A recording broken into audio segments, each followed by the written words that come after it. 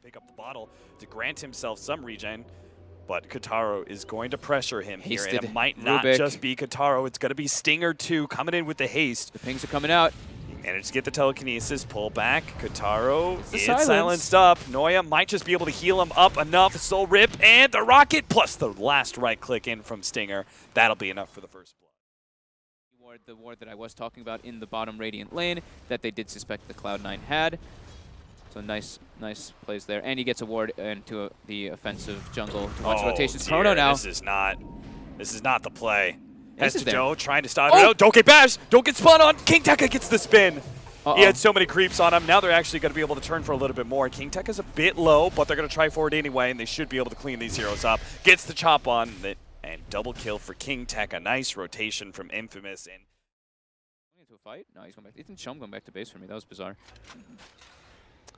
They were looking at a smoke rotation, so maybe he was thinking about rotating up to the top lane. The smoke is going to get popped by a smoke of Cloud9. They actually have the double here. Chronosphere is going to be able to catch two. They're going to drop all their nuke damage onto King Tekka. He's the more important kill. The support they can leave for later, but it looks like King Tekka might just have the opportunity. Almost gets Hesta Joe, but looks HP, like... And then he would have had the threshold, I believe. It's 250. Yeah. So 12 HP. Mage actually get 25. No, actually have enough mana, you know, all the time. You know, kind of you're one of those heroes that's always a bit low. So I could see how that would be a possible pickup. Hesta Joe is just going to go for the Chronosphere on one. If he waited around a little bit, he might have been able to catch Benjes, but still, taking out that initiator, all important. Rise, he may just have to drop the golems here onto Kotaro, knowing that if this hero gets away, he's going to be able to rocket him once again. He's still going to die to King Tekka, and it looks like Kotaro will manage to get himself away. A call onto Hesta Joe, chance for a bash, needs it. Time walk coming up, but is going to get bursted down too quickly. King Tekka dies to Baby Knight, turns around, gets the silence onto Benjes, but Benjes is still alive. They managed to get off the ultimate, looking to be able to chase down these heroes. Stinger, he'll also be able to catch one, throws it into Noya, hitting the stun, and they will wipe Cloud9. I was like, is he going to make it in time? Very nice. He skills up the level 2 rearm there to be able to get there in time. I did the same thing. I was like, 327 movement speed. Wait, that's his damage. Oh, DD, okay. Still got to get used to the damn UI switch up. King Tekka might just get bursted down King here. Tekka, you don't have blade mail. Maybe he's just baiting for, oh well, he's going to die for it, but Kotaro might still be able to get the kill, blink forward, something, trying. No, nothing. So he actually just dies to Baby Knight, just like that. And Baby Knight doesn't really benefit from it much. I can understand why. It does give him armor, which would be nice, of course. Yeah. But the stat increase against Tinker is going to be pretty valuable. Oh, Jesus, you were not lying about that. Yeah. That range was absurd. Now, Baby Knight may still be in trouble just because there's a Tinker around town here. The Arcane Bolt battle. Oh, God. Stinger, he kept Baby Knight along just long enough that maybe Baby Knight is still going to die to this rocket. Look, gets a little bit more, but the heal is coming out. Kataro's fully committed to killing Baby Knight, but now he just put himself in the death zone. He goes down. Benjes looks for Baby Knight next, but this guy just cannot be caught. Wow. Benjes gets away. Oh, a stun, a bash. Time-lapse away. He should be okay. Right, he's good. The Shadow Word heal from Rise actually saved Baby Knight. Baby Knight, it looks like. Yeah, Baby Knight needs it. And he's getting close to this Aghanims already. I can't wait to see it. Like I know how much it does because I've played it like a lot in this patch, but when people start to see it, it's really King Tekka makes the jump onto Noya. They will be able to quickly execute that Undying, but are they going to be caught for it? Looks like Laser, Baby Knight, dropped low. Kataro's not real effy about going uphill. They actually chance it with Benjes, but there is no return. Paralyzing cast. This will be real good. Bouncing around, will manage to catch Hesta Joe once again. They get the Warlock with the Culling Blade. Blink. Nope. All right, we're good. Hesta Joe gets off that cliff. I think they should go for some towers instead of diving so hard. Yeah. It's much better. As a whole, it seems like Infamous are happy with the exchanges that are happening right now. Benjes doesn't die. They get the tier 2. Kataro's pushing out the other tier 2 pretty heavily. King Tekka is the Space Maker. I heard a Golem. Oh! Golem. Stop that Blink Dagger. Drop the rock. This is going to be real tough, though. Glimmer Cape being used. Kotaro not having the option to be able to get away. Now with the Mystic Flare, locks him down. Noya catches a big kill on the Tinker. Kotaro, the Space Maker, gets blown up by Cloud9, and they are in a position here to maybe poke at high ground. Not the greatest heroes to do it, but they drop the golem. They might as well. Actually, never mind. Ace is already here. I didn't notice he was here. Also, Arcane Rune when he used it, so he still has all of his mana pool on the Skywrath, as well as a Regen Rune and the Aghanims coming out. Chronosphere will be up in 60 seconds, but There's King Tekka's initiation. Blade Mail goes out. Baby Knight holds off on his spells for now, and that's for the best. He's going to let his allies take out that big initiator. Ace, he's down to half health. Paralyzing cast causes some issues as well. All right, here we go. BKB being delivered to Ace. Aghanim is being delivered to Baby Knight. Back, Excel. He's going to be the next victim of the continual pick-off by Cloud9. Infamous.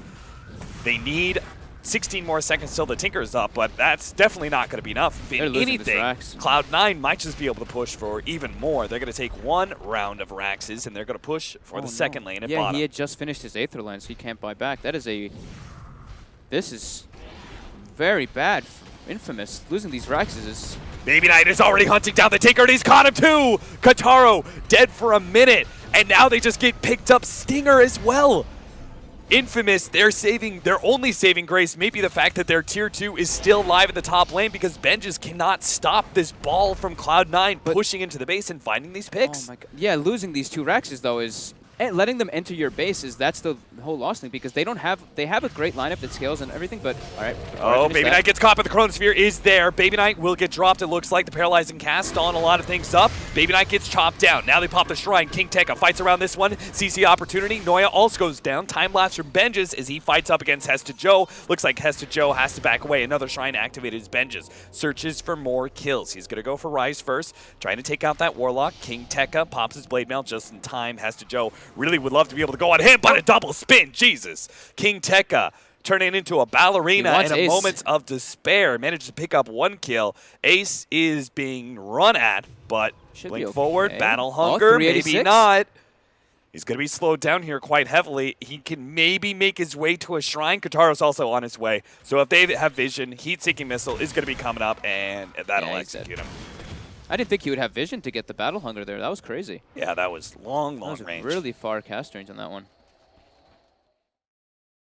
Putting him almost 4th on the net worth chart. So he's like a whole nother corner himself. And another pick off. Can't even get that bounty rune. Shadow Blade pick up by Bobby Knight for the 14, 5, and 9, part of 23 of 27 of their kills.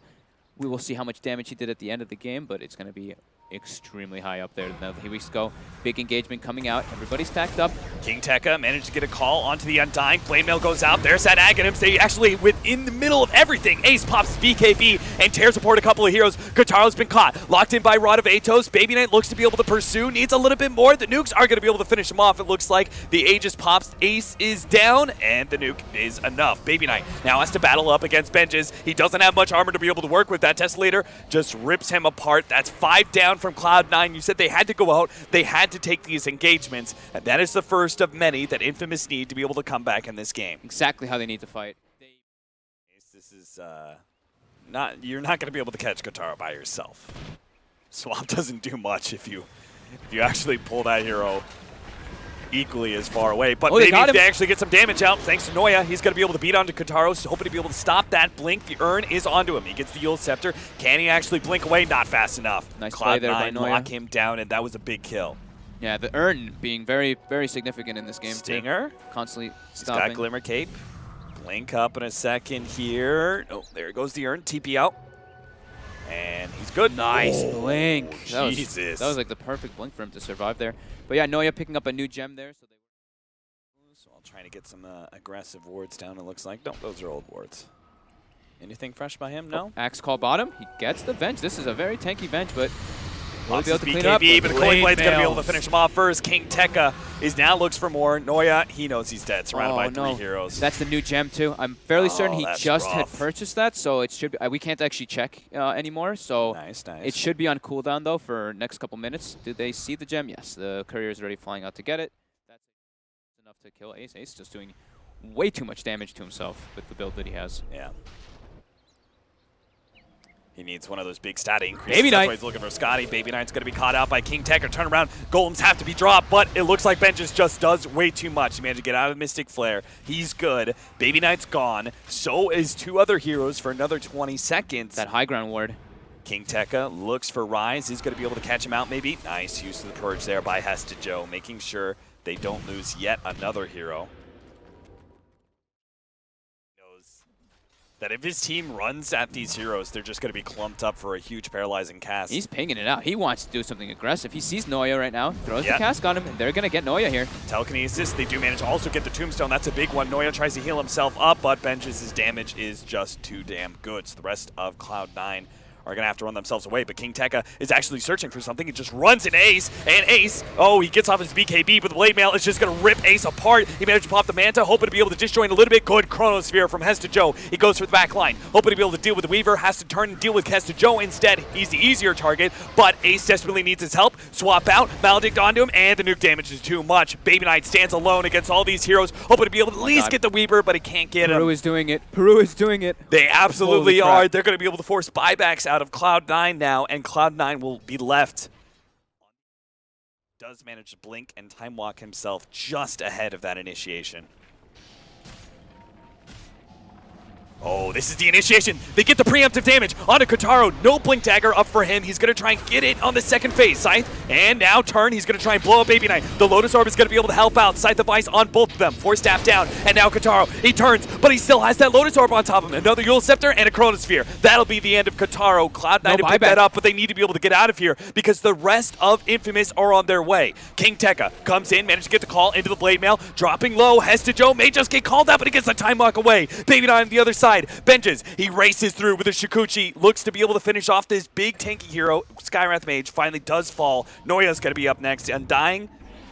Hesta Joe. Oh god, the Lotus Orb bounce back. Stinger actually ends up going down. Now Ace onto the call once again with the Death Ward.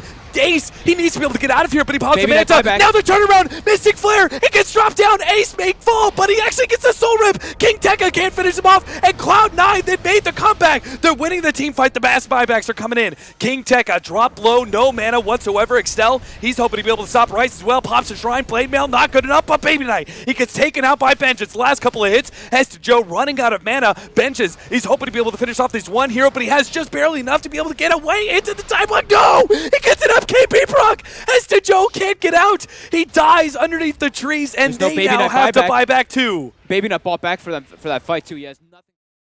Melee So racks. sweaty right now, dude. You've got Kotaro ready to go in. He's ready to deal with these side lanes first. Wants to be able to deal with the pushes. They had a heavy push all the way into their tier 4 towers.